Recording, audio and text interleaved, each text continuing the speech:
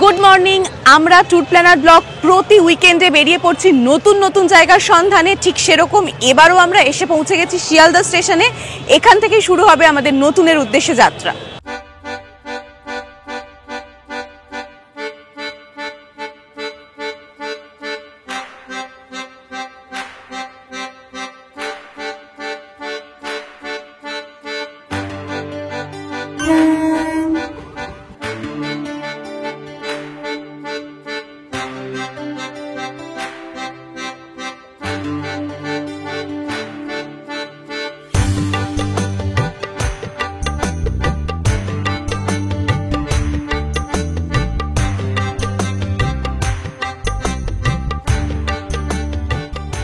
Sealdah station থেকে সকাল 7:20 Shantipur local ধরে এগিয়ে চলেছি আমরা।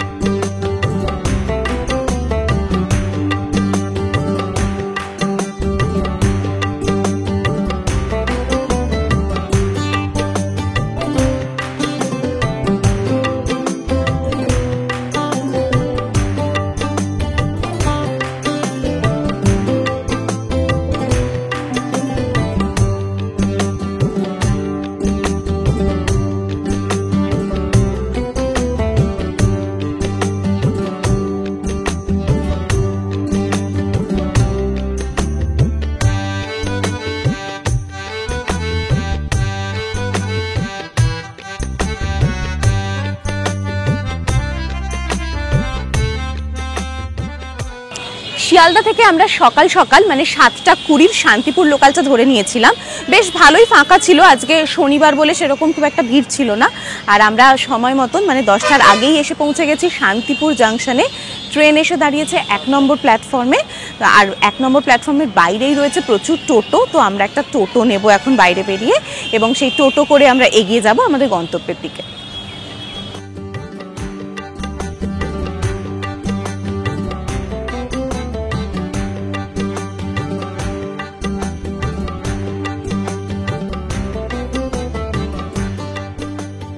কত নেবে? দুজন। কত নেবেন? 30 টাকা করে ভাড়া করুন। 25 টাকা করে তো দেবে? না না, কত টোটালটা বলুন আমাকে। 25 টাকা দেবে। 100 টাকা দেবো, যদি যাবেন তো চলুন।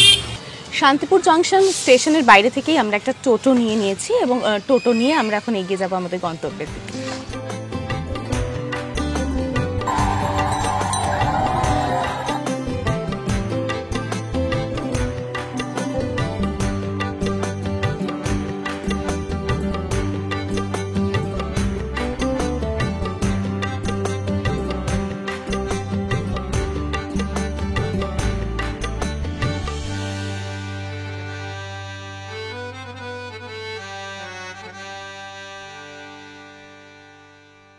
আমরা ট্যুর প্ল্যানার ব্লগ এবারের উইকেন্ডটা কাটাতে চলে এসেছি নদিয়ার শান্তিপুরের তরঙ্গিনীতে। গঙ্গার বাঁ তীরে সবুজের সমারোহে তরঙ্গিনীর অবস্থান।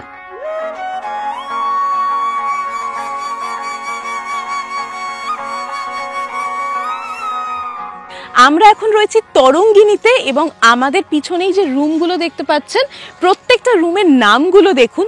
তরঙ্গিনী, নদী, তরঙ্গ, স্রোত, তার সাথে রিলেট করে প্রত্যেকটা ঘরের নামও সেই রকমই রাখা হয়েছে। আমরা অবশ্য রয়েছি স্রোতস্বিনীতে। আমাদের সাথে আমাদের বাড়ির লোকজন একটু বাদে জয়েন করবে, তাদের জন্য বরাদ্দ হয়েছে প্রবাহিনী। প্রত্যেকটা ঘরের নাম কিন্তু ওই নদীর স্রোতের সাথে মিলিয়ে। তরঙ্গিনী নদীর ধারে একটা সুন্দর রিসোর্ট, বেশ অনেকটা জায়গা জুড়ে, যেটা আমরা একটু বাদে আপনাদের পুরোটা ঘুরে ঘুরে দেখাবো। আপাতত যেটা বলার, আমরা যেটা রয়েছে দেখে বুঝতেই পারছেন ওটা হচ্ছে ব্যাম্বু কটেজ, আর এদিকে যে রুমগুলো রয়েছে এগুলো একটু ডিফারেন্ট। তার জন্য ট্যারিফও কিন্তু আলাদা আলাদা প্যাকেজ রয়েছে। সেই সমস্ত ডিটেলস থাকবে আমাদের ভিডিওতে, তার জন্য ভিডিওটা অবশ্যই শেষ অবধি দেখতে হবে। সঙ্গে থাকুন, দেখতে থাকুন ট্যুর প্ল্যানার ব্লগ। গাছগাছালি দিয়ে ঢাকা তরঙ্গিনীর এই যে ঢোকার জায়গাটা বেশ সুন্দর। চলুন আমরা এখন আমাদের রুমের দিকে যাই। এখানে রুমগুলোর নামটা ভারী সুন্দর বলে বারবার নামটা বলতে ইচ্ছা করছে। চলুন স্রোতস্বিনীতে প্রবেশ করি।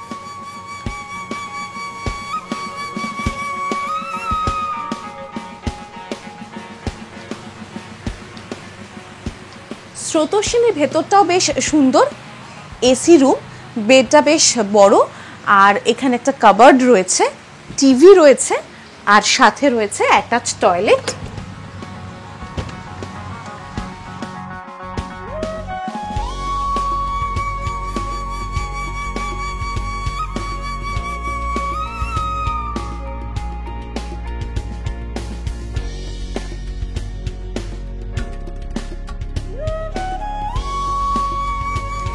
ট্রেনে করে আসার পর টোটোতে আসা, তো একটু গরম লাগছিল, যদিও একেবারে নদীর ধারে তরঙ্গিনী রিসোর্ট, এখানে একটা ফুরফুরে হাওয়া দিচ্ছে, তাও আর কি গলা ভেজাতে তো ইচ্ছা করছিলই, সেইটা বোধহয় ওনারা বুঝতে পেরেছেন, তাই জন্য এসে গেছে ঠান্ডা ঠান্ডা ওয়েলকাম ড্রিঙ্ক।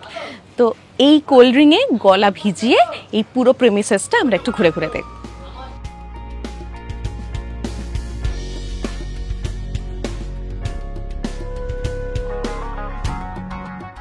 আমরা আমাদের এবারের উইকেন্ডটা কাটাচ্ছি শান্তিপুরের তরঙ্গিনী রিসোর্টে।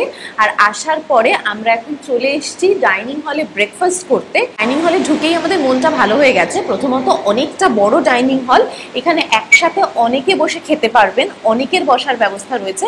আর পুরো ডাইনিং হলের চারপাশটা কাঁচ দিয়ে ঘেরা, যার ফলে বাইরে তাকালেই সবুজ প্রকৃতি আর গঙ্গা আমাদের চোখে ধরা দিচ্ছে। আর খাবারের কথায় এবার আসি, সামনে এসে গেছে গরম গরম ফুলকো লুচি, আলুর তরকারি, ডিম সেদ্ধ, মিষ্টি। ব্রেকফাস্টে বেশ এলাহি আয়োজন। ব্রেকফাস্ট করতে করতেই বৃষ্টি শুরু হলো।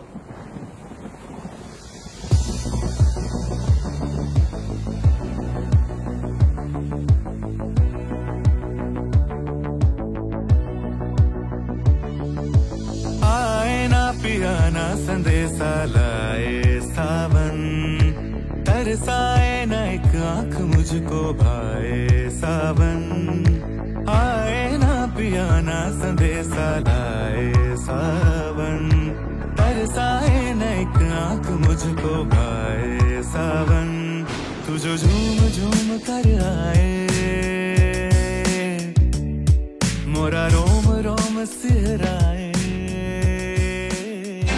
আমরা এখন চলে এসেছি লাঞ্চ করতে, আর এটা তো লাঞ্চের একদম প্রপার টাইম, তাই জন্য সবাই এসছেন এই ডাইনিং হলে এখন লাঞ্চ করতে। একদম দেখতেই পাচ্ছেন ভিড় জমজমাট একদম একটা ব্যাপার।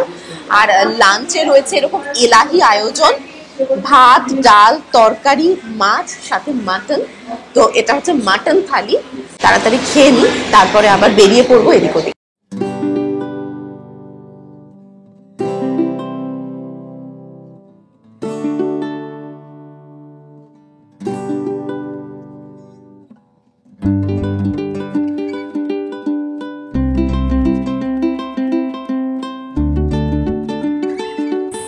ছোট্ট নৌকো বিহার হতে চলেছে সানসেটের সময়তে। এখন নৌকোও এসে গেছে, যাওয়া যাক। হাতে টানা নৌকো, তার একটা আলাদাই ফিল হয়। তো হাতে টানা নৌকো করে এই সানসেটের সময়তে আমরা গঙ্গার বুকে ভেসে বেড়াবো। আমরা এখন রয়েছি শান্তিপুরে তরঙ্গিনী রিসোর্টে, সেখান থেকে জাস্ট একটুখানি নৌকো বিহার।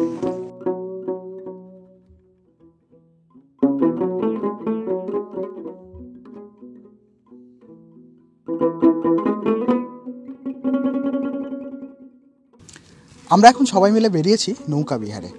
বিকেলবেলা নৌকা বিহার করতে তো ভালোই লাগছে, কিন্তু যেটা ব্যাপার হলো আজকে জুন মাসের প্রথম সপ্তাহ, আর এই প্রথম সপ্তাহ কিন্তু কড়া গরম রয়েছে। ওদিকে অহনা বসে রয়েছে।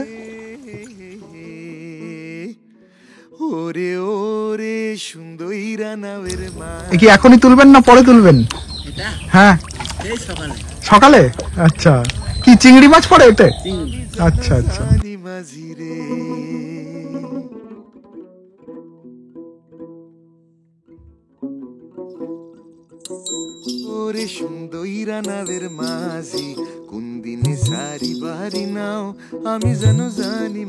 দাদা এখানে মাছ ধরছেন, মাছ পড়েছে দেখুন, চিংড়ি মাছ পড়েছে, কত সুন্দর। এই দেখুন চিংড়ি মাছ ছিপে পড়েছে।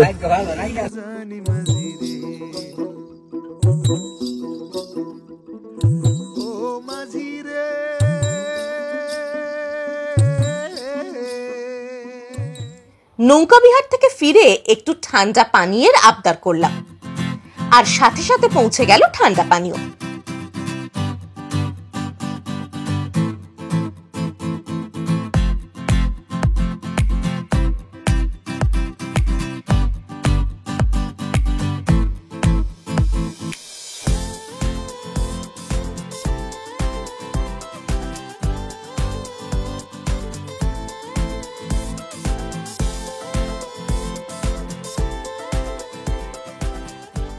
দেখতে দেখতে সন্ধে নেমে এলো আর আমরা টোটো নিয়ে ঘুরতে বেরোলাম। শান্তিপুর মানেই তাঁতের শাড়ি।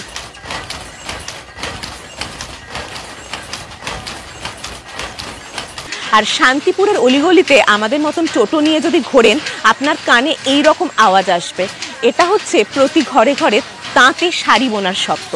আমরাও ঘুরতে ঘুরতে চলে এসেছিলাম এবং দেখে নিলাম কিভাবে এই কর্মযজ্ঞ চলে এবং প্রত্যেক শিল্পীর হাতের জাদুতে, তাদের দক্ষতায় এক একটা শাড়ি এক এক রকম রূপ পায়। তো সেটা আমরা দেখে নিলাম। আগে তো হাতে তাঁত বোনা হতো, সেই সময়তে প্রায় 5-6 ঘন্টা লাগতো এক একটা শাড়ি বুনতে। এখন মেশিনে পুরো ব্যাপারটা হয়, সেও এক বিশাল কর্মযজ্ঞ। তার মধ্যে অনেক রকম সায়েন্স, অনেক রকম ক্যালকুলেশন রয়েছে, সেসব দেখতে দেখতে অবাক হয়ে যাচ্ছিলাম। এখন সময়টা অনেকটা কম লাগে, পরিশ্রম একটু কম হয়। এখন 2 ঘন্টা মতন লাগে এক একটা শাড়ি বুনতে। দিনে মোটামুটি 5-6টা শাড়ি বোনা হয়। ওনাদের হাতের জাদুতে এবং ওনাদের দক্ষতায় এক একটা শাড়ি এক এক রকম রূপ পায়। সুতোর রং চয়েস করা, কীরকম ডিজাইন হবে, সবটাই ওনারা নিজেরা ঠিক করেন এবং তার উপরে এক একটা শাড়ি এক এক রকম রূপ পায়, এক এক রকম ফিনিশিং পায়। আর সেই সুন্দর সুন্দর ওনাদের সৃষ্টিতে, সেই সুন্দর সুন্দর শাড়িতে আমরা নারীরা হয়ে উঠে অপরূপা।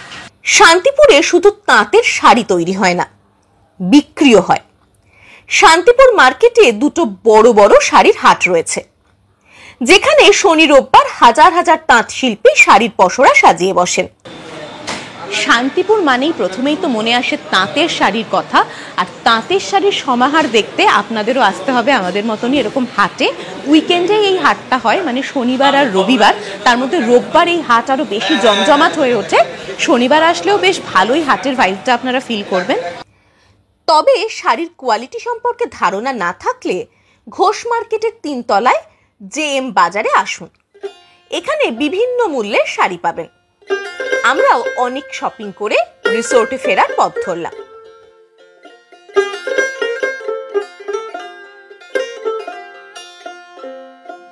আমার একলা নিতাই, একলা নিতাই, একলা নিতাই, একলা নিতাই।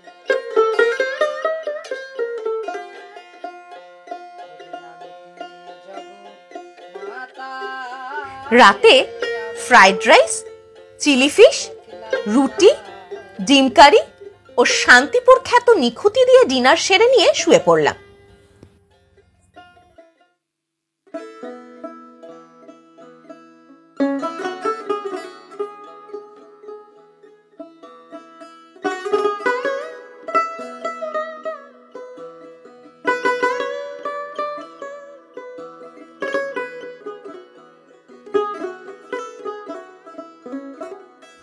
Good morning. আপনারা তো জানেনই আমরা রয়েছি শান্তিপুরের তরঙ্গিনী রিসোর্টে। আর সকালে রেডি হয়ে চায়ের কাপ হাতে আমি যে জায়গাটায় এসে বসেছি, এই জায়গাটায় চারদিকে দেখুন পুরো সবুজ, আর তারপরে পিছন দিয়ে গঙ্গা নদী বয়ে যাচ্ছে, এরকম একটা দোলনা। তো মনে হলো সকালে চাটা রুমে না খেয়ে এইরকম একটা ফাঁকা জায়গায় চারদিকে সবুজ দেখতে দেখতে একটু চাটা নিয়ে বসি।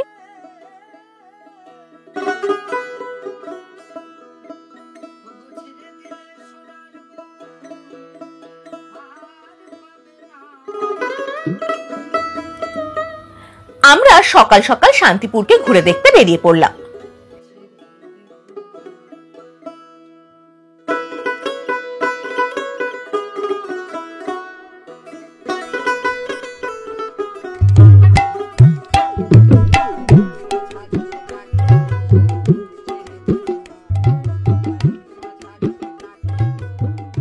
শান্তিপুর মানেই তাঁত শিল্প। কালকে তো আমরা তাঁতে বোনা শাড়ির পদ্ধতি দেখছিলাম। তাঁতে বোনার পরে আরও অনেক ধাপ থাকে, তবে গিয়ে সেই শাড়ি আমাদের হাতে পৌঁছয়। আমরা এখন যেখানটায় দাঁড়িয়েছি সেখানে হচ্ছে শাড়ি তো বোনা হয়ে গেছে, এবার তারপরের যে পদ্ধতিগুলো সেগুলো চলছে। শাড়িগুলোকে ধোয়া হয়েছে, এখন শুকোতে দেওয়া হয়েছে। সার দিয়ে একই রঙের একই ধরনের শাড়ি সব পরপর শুকোতে দেওয়া হয়েছে, ওই জন্য জায়গাটা দেখতে ভারী ভালো লাগছে। এরপরে এই শাড়িগুলোতে মার দেওয়া হবে, পালিশ হবে, প্যাকেজিং হবে, আরও অনেক রকম প্রসেস রয়েছে, তবে গিয়ে আমরা হাতে পাবো সেই সুন্দর সব শাড়ি।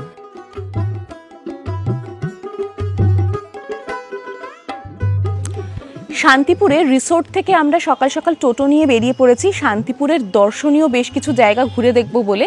এবং প্রথমেই আমরা যেখানে এসে থেমেছি সেটা হচ্ছে জলেশ্বরের শিব মন্দির। মন্দিরের দেওয়াল জুড়ে টেরাকোটার আদলে বেশ সুন্দর কাজ রয়েছে, যদিও সময়ের সাথে সাথে সেই কাজগুলো ধীরে ধীরে নষ্ট হয়ে যাচ্ছে, তাও যেহেতু নতুন রং করা হয়েছে বেশ সুন্দর লাগছে দেখতে।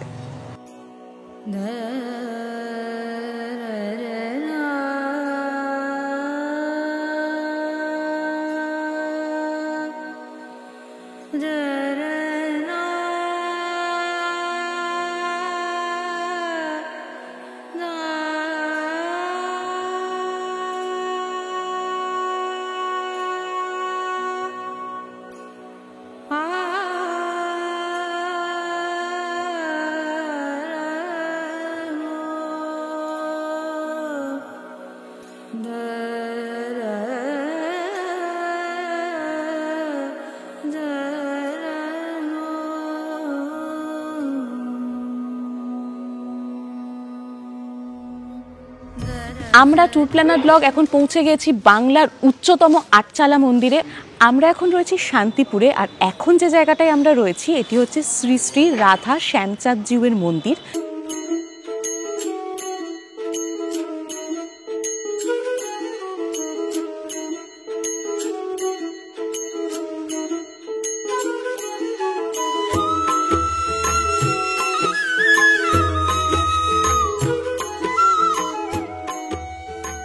এটি একটি আটচালার মন্দির। এখানে খুব বড় করে রাস উৎসব হয়, যদিও এই বিগ্রহ দোলের সময়ই একমাত্র বের হয়।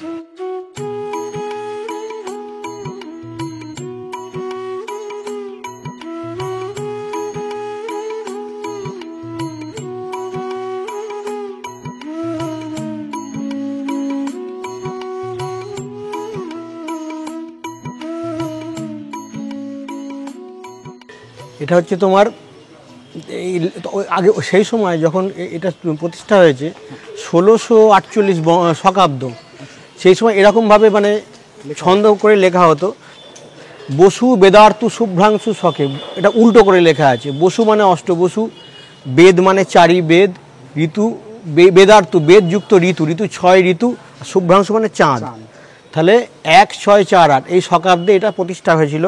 প্রতিষ্ঠা করেছিলেন আপনার হচ্ছে শান্তিপুরের একজন, আর এসছিলেন হচ্ছে মহারাজ কৃষ্ণচন্দ্র। কৃষ্ণচন্দ্র আসার জন্য বলেছিলেন যে হাতিতে করে আসবেন, যত পা হাতি যতটা মানে 1 পা 2 পা করে যতবার পা দিয়ে এখানে আসবে তত স্বর্ণ মুদ্রা দিতে হবে, আচ্ছা ভেট হিসাবে কৃষ্ণচন্দ্রকে, আর তখন সেটা দিতে হয়েছিল। আমি তোমাদের এই ট্যুর প্ল্যানার্স ব্লগের একজন সাবস্ক্রাইবার।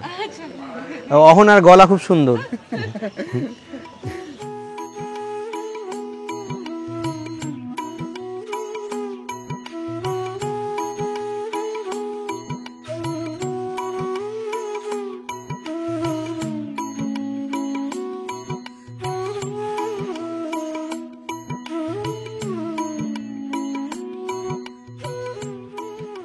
আমরা এখন রয়েছে বড় গোস্বামী বাড়িতে। এই বড় গোস্বামী হলো বৈষ্ণব চূড়ামণি শ্রী অদ্বৈতাচার্যের সাধনা ক্ষেত্র। কথিত আছে প্রায় 550 বছর আগে পিতৃমাতৃ বিয়োগের পর তিনি যখন ভারত ভ্রমণে বেরিয়েছিলেন, সেই সময় বর্তমান নেপালের যে গণ্ডকী নদী তার তীরে তিনি এক নারায়ণ শিলা প্রাপ্ত হন। তিনি পরম ভক্তিতে সেই নারায়ণ শিলা এখানে মানে শান্তিপুরে নিয়ে আসেন এবং এখানে তার নিত্য সেবা শুরু করেন। তিনি অপ্রকট হওয়ার আগে তার প্রিয় পুত্র বলরামের হাতে এই নারায়ণ শিলা দিয়ে যান এবং তখন থেকে আজ অবধি পরম যত্নে এবং সেবায় ভক্তিতে সেই নারায়ণ শিলার এখানে নিত্য সেবা হয়। এছাড়াও এখানে 1000 বছরের পুরনো আরও অনেক বিগ্রহ রয়েছে যাদেরও নিত্য সেবা হয় এবং তারাও প্রতিদিন পূজিত হন। এখানকার প্রধান উৎসব রাসযাত্রা এবং আচার্যদেবের আবির্ভাব তিথি মাকড়ি সপ্তমী উপলক্ষে অদ্বৈত উৎসব।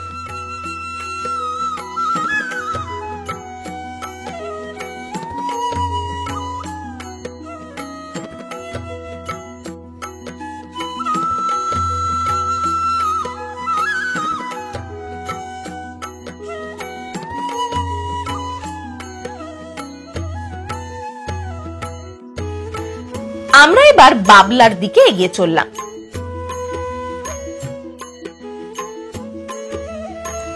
আমরা এখন রয়েছি শান্তিপুরের বাবলা নামক স্থানে শ্রী অদ্বৈত পাঠে।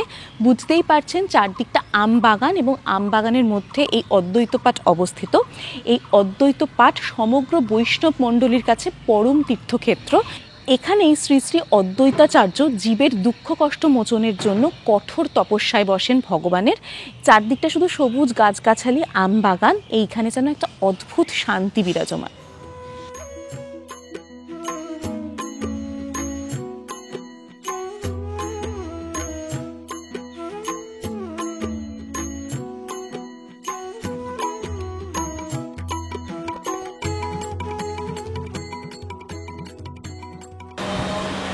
শান্তিপুর মানে একদিকে যেমন তাঁত শিল্প, তেমন শান্তিপুর ফেমাস নিখুতির জন্য।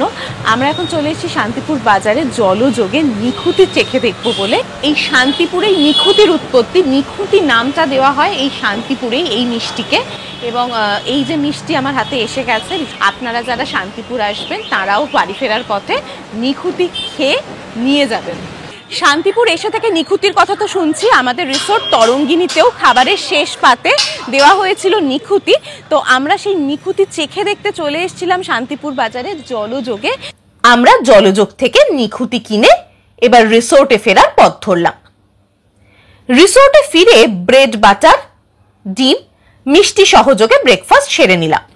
আমাদের পাশের রুমটা সাজানো হচ্ছে। প্রসঙ্গত বলি, আপনারা আপনাদের স্পেশাল দিনটা সুন্দরভাবে কাটাতে চাইলে তরঙ্গিনী সব ব্যবস্থা করে দেবে। এছাড়া তরঙ্গিনী রিসোর্টে সিনিয়র সিটিজেনদের স্পেশাল কেয়ার করা হয়। এখানে সিনিয়র সিটিজেনদের জন্য হুইল চেয়ারেরও ব্যবস্থা রয়েছে। তরঙ্গিনীতে আমরা এসেছিলাম পরিবারের সাথে একটা ছোট্ট উইকেন্ড কাটাতে। হয়েই গেল আমাদের সেই সময় শেষ, এবার বাড়ি ফেরার পালা। বাড়ি ফেরার মুহূর্তে এইরকম সুন্দর একটা উপহার, এর থেকে সুন্দর উপহার কিছু হতে পারে না। আরেকটা কথা বলি, অরণ্য সপ্তাহের সূচনা হয়েছে, তো এই সময়তে এইরকম একটা গিফট পেয়ে আরও ভালো লাগছে।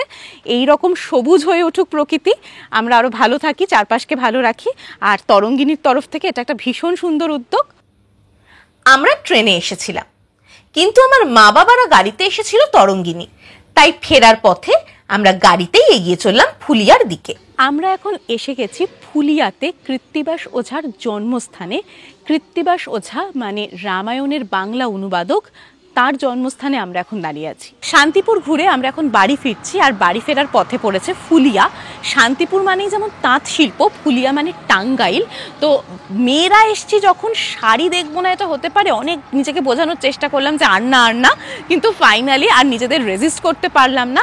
আমরা চলে এসছি এখন ফুলিয়াতে টাঙ্গাইল দেখবো বলে। যথারীতি হাইওয়ের ধারে আমরা ঢুকে পড়েছিলাম শাড়ি কুঠিতে, অসাধারণ কালেকশন ওনাদের। এবার ফেরার পালা। আপনাদের সাথে দেখা হবে পরের সপ্তাহে নতুন জায়গার ভিডিও নিয়ে। সঙ্গে থাকুন, দেখতে থাকুন ট্যুর প্ল্যানার ব্লগ।